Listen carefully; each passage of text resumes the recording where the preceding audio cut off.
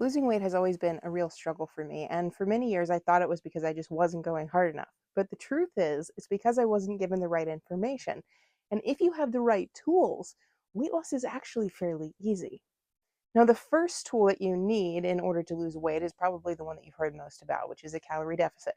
I spent so many years trying to deny this fact, but as far as we can tell, scientifically speaking, this is the only definite truth when it comes to fat loss. You have to be in a calorie deficit. You have to consume fewer calories than you burn in a day. And if it hasn't worked for you thus far, you either haven't been doing it long enough or haven't been in a deficit. Losing weight has always been a real struggle for me, and for many years I thought it was because I just wasn't going hard enough. But the truth is, it's because I wasn't given the right information. And if you have the right tools, weight loss is actually fairly easy. Now, the first tool that you need in order to lose weight is probably the one that you've heard most about, which is a calorie deficit. I spent so many years trying to deny this fact, but as far as we can tell, scientifically speaking, this is the only definite truth when it comes to fat loss. You have to be in a calorie deficit. You have to consume fewer calories than you burn in a day. And if it hasn't worked for you thus far, you either haven't been doing it long enough or haven't been in a deficit. And that is something that you kind of have to finagle. You have to track, you have to figure out, you have to test until you get it right. And realistically, that may not be an easy path, but it is necessary in order to lose weight, as much as I hate that to be the case. The question, of course, is, well, where do you start? How many calories should you be eating in a day? And there are many people who are going to say, go out and find a TDEE calculator and start there. Personally, though, I think there's too much wiggle room in this kind of concept because you're given a number and then you have to kind of determine where your deficit should be. Whereas with the equation I tend to use and is recommended by some of the professionals that I have seen, they give you a specific number that starts you off in a deficit that you don't really get to question. So you see if it works, and then if it doesn't work, you can go down from there. But that equation is essentially taking your ideal weight or your goal weight and multiplying that by 12.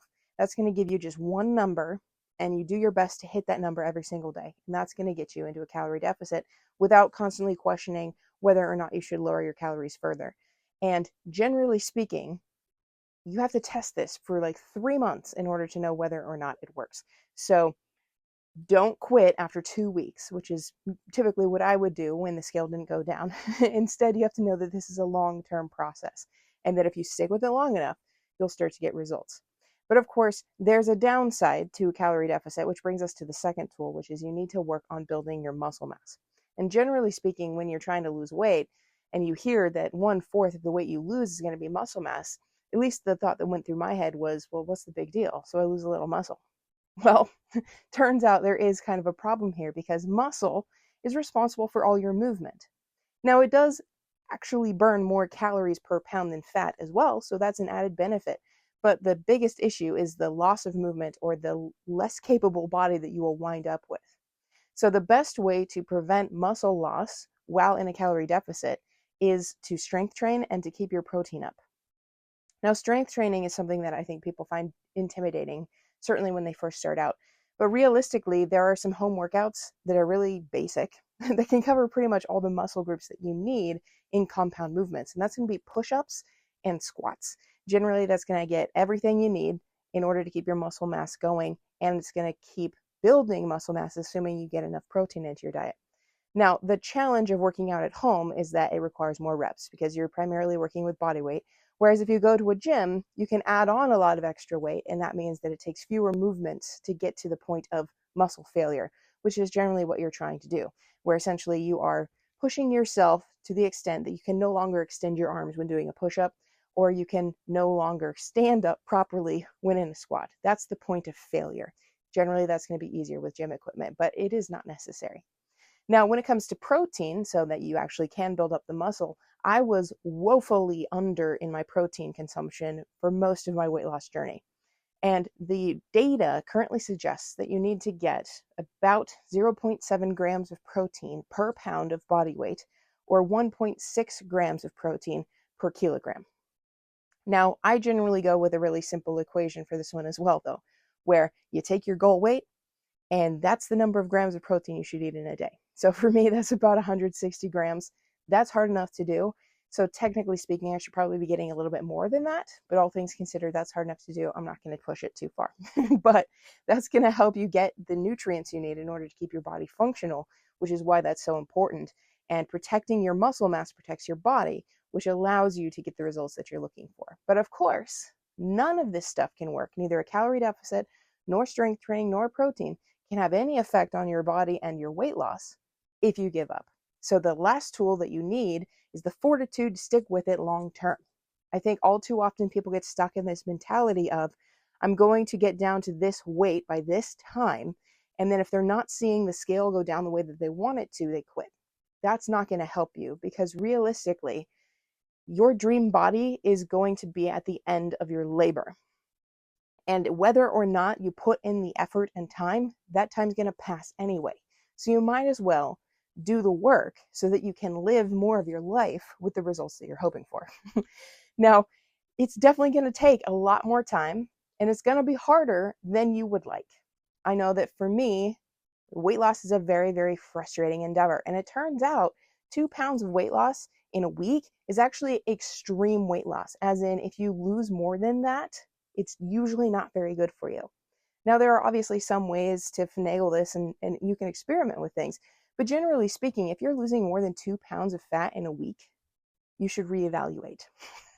So when you look at the scale, it's likely not going to reflect the work that you're putting into it. It's going to be a lot longer. It's going to take a lot more work, and you are going to mess up. You are going to not follow your diet some days. You're going to go over.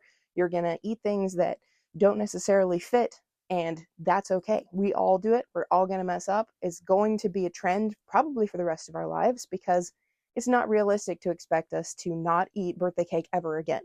It's not realistic to expect us to never have a French fry. Because these foods we like, and figuring out how to incorporate those into our diet is a helpful thing. Now, that being said, even if you are strict on your diet and you follow it to a T and you're getting in a lot of exercise to keep your calorie burn high, the scale still likely isn't going to fit or match the work that you're looking at. All too often, people get on the scale at the beginning of the week and they see a number like 200. And they're like, hey, I'm about to get down into the 100s. This is going to be awesome. This is the first time in years. But at the end of the week, after so much work, they step on the scale and it says 201. And they're like, what the heck? I did everything right. And they're angry and pissed off and depressed because the scale's supposed to go down. So then they go, well, I'm not going to quit this time. But obviously this isn't working for me. So I guess I need to cut my calories a little bit further. But that's actually a bad approach, because the very next day you could get on the scale and it will read 197, which would actually indicate that you're losing weight too quickly. So you have to know that the scale only ever gives you an estimate of what's going on in your body, and you have to look at the long-term trend, as in like 90 plus days of being in a deficit, and seeing what the trend is, whether or not overall you're going down, because that scale is going to be thrown off by any number of things, including your sleep habits, your water intake, the inflammation going on in your body, your hormones, your sodium. All of these things can play a role in shifting the way that that scale functions. So generally speaking, when you see that scale not going down, you think to yourself, this isn't working. I have to change something, when the reality is you just have to keep moving forward. And that is ultimately what you have to do when it comes to losing weight in general, is you just have to keep moving forward. Now, that being said, all of these things are great to know, but when it comes to actually implementing and getting yourself to eat consistently in a calorie deficit, that's a whole separate monster. So we're going to be going into that one and how you can actually make small changes or relatively easy changes to help you eat consistently in a calorie deficit in the next video. So make sure to check it out here.